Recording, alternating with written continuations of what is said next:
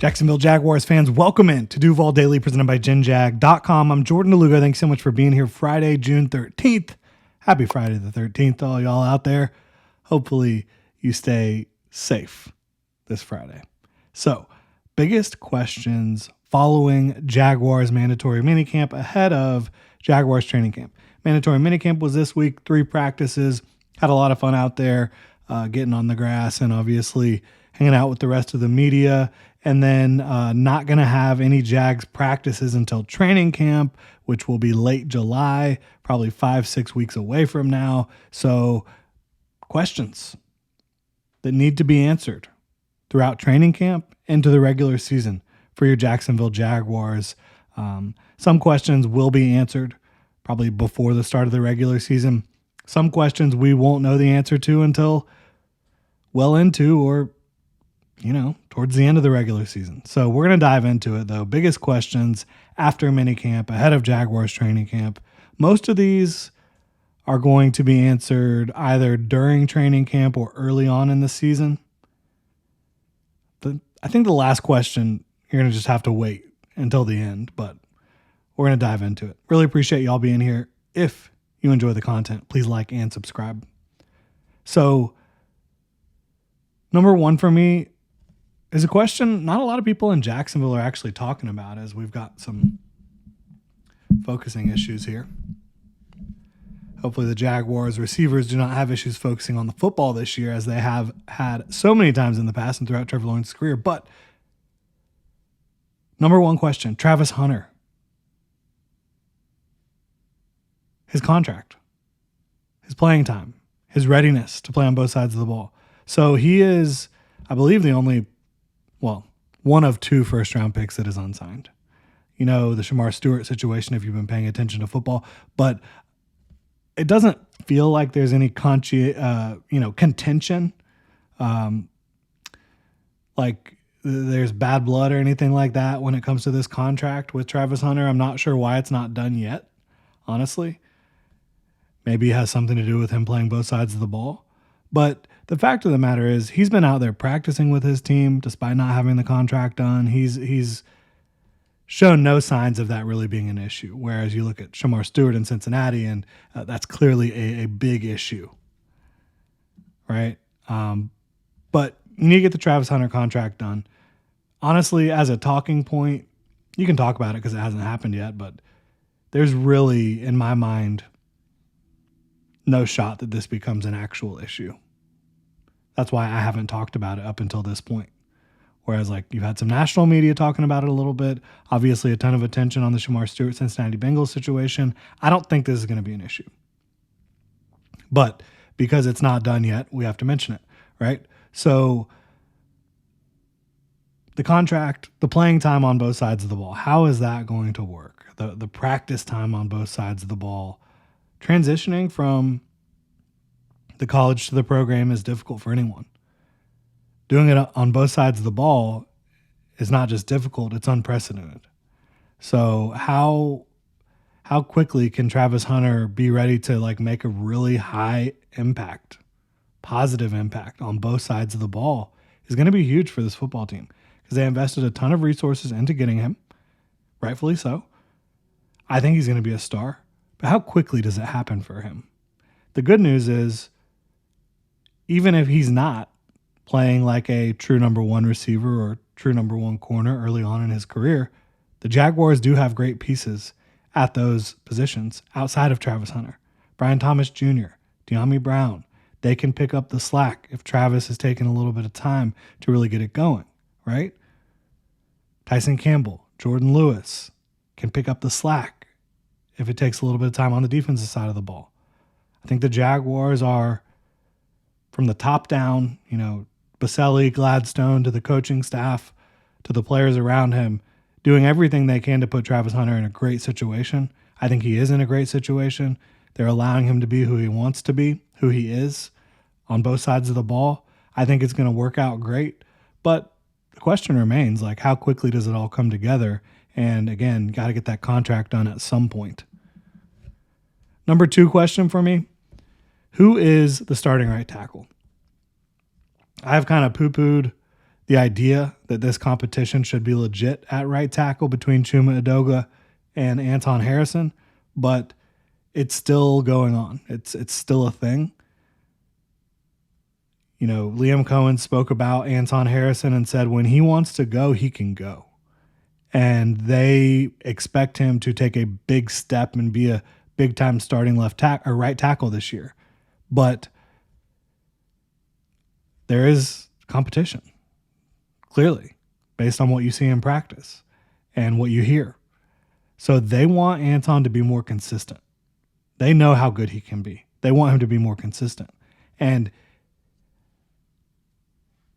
for the life of me, like if Chuma Edoga is in the starting lineup over Anton Harrison in week 1, something has gone terribly, terribly wrong. Because the level of talent that those two players bring to the field, there is a massive gap. And that's no offense to Chuma Edoga at all. Anton Harrison is a first-round pick for a reason. And you've seen the flashes and you've seen the pretty good play, really good play at times. They want more consistent effort from him. So who is the starting right tackle? If it's not Anton, that's a bad sign, in my opinion. Very bad sign. Number 3, can other rookies earn starting jobs? I think that there's 2 rookies. There's at least one outside of Travis Hunter that the Jaguars definitely would like to start, in my opinion. Again, I'm not in those meeting rooms. I don't know exactly what they want. But I would have to imagine the Jaguars would like Caleb Ransaw to earn a starting job. Yes, they have other options. Andrew Wingard. Obviously, Eric Murray's going to start at safety, right? He's going to. They paid him to start for at least this year. Eric Murray's going to be a starter. But the other options besides Ransaw to start would definitely be Wingard, potentially Antonio Johnson. I don't think Rayon Lane jumps Caleb Ransaw, but you've got 2 rookies at safety. Daniel Thomas, I don't think so. But Caleb Ransaw is going to have to earn it. Dewey's not going to give that job up easily, in my mind. That's probably the 2 guys that are really vying for it. But Ransaw is just bigger, stronger, faster, better tackler, more physically gifted in a lot of ways. He just has to get there mentally. I know he brings it, like from a physical aggression, play with, like if y'all haven't been paying attention, Caleb Ransaw, the way he plays the game is the way you want a guy to play. And he hasn't played safety. And he didn't play safety in college. So he's converting to safety from nickel, played corner before nickel, as we've got big time focus issues. Sorry about that. The camera is just not wanting to focus right. But Ransaw, even playing nickel, at times like when they played Navy, he had to be that overhang edge defender and take on all sorts of pullers and tackles and guards, and he did it. And so he's got the right mental makeup to attack physically and do whatever is asked of him. But he's got to learn the safety position, learn how to play that, and learn how to, process information quickly at safety, read and react, diagnose, attack. If he can do that, he's going to earn a starting job because he's just a very physically gifted guy, and he's going to bring it as a tackler. Other rookies potentially earn starting jobs. I think the only other one potentially is Wyatt Milam. They like him a lot, obviously. 89th pick in the draft, played tackle at West Virginia, playing guard for the Jags this year. He's strong, very good hands, very consistent pass protector in college at tackle. I mean, as consistent as they come. But Ezra Cleveland is standing in his way right now. And Ezra Cleveland is not a slouch. Like, he's going to fight for it. So those are the guys I think that could potentially earn starting jobs. I don't see Bashal Tutin being a starter for the Jaguars this year. I think that the plan is definitely in the future for him to compete to be a starter. I don't think Lee Quint Allen is going to be a starter. Jack Kaiser, I don't see him pushing Devin, or certainly not Foye. So, I don't think there's really any other jobs for the rookies, but Travis Hunter, definitely a starter. I think they would like to see Caleb Ransaw and Wyatt Milam push for that as well early on. Training camp's going to be a big part of that. And how they show up to training camp, how prepared they are physically and mentally is going to be a big part of that. My fourth question, can the interior defensive line play winning football? Each of those big three on the interior of the defensive line, Eric Armstead, Devon Hamilton, Mason Smith, there's kind of questions that need to be answered. And my belief is that they will be answered positively. But they still got to prove it, right? Eric Armstead, down year in 2024, coming off the knee injury and then also playing out of position at defensive end. Kick him back inside. Is he ready to be that guy that was like a Pro Bowl caliber interior defensive lineman before he got to Jacksonville? That would be huge. Devon Hamilton, another year removed from the scary, abscess situation on his spine. He missed a ton of time with that. He lost a ton of weight. He looks like he's back in shape to be the type of Devon Hamilton you saw late in 2022 and then throughout the summer in 2023 and into the preseason before the health scare happened, right? If he can be that, goodness gracious. That's something not a lot of people, analysts, fans, etc., are really factoring into the equation. But if he can be some semblance of that player that you saw late in 2022 and again early in 2023 before the health scare, that could dramatically shift things. And then the biggest one, can Mason Smith be a disruptive force? He's got the talent to do it. There's no question about it. You saw flashes of it last year at the end of the season. But where was he early in the season? You didn't see him. Was that on him? Was that on the coaching staff? Combination of the two? I don't know. But each of these guys has legitimate questions to answer, but also very legitimate upside and talent. So it'll be exciting to see if that interior defensive line can really play winning ball and help elevate things for the defense and for the team as a whole. If they can, Josh Hines-Allen and Trayvon Walker are going to have much easier time this year getting the job done.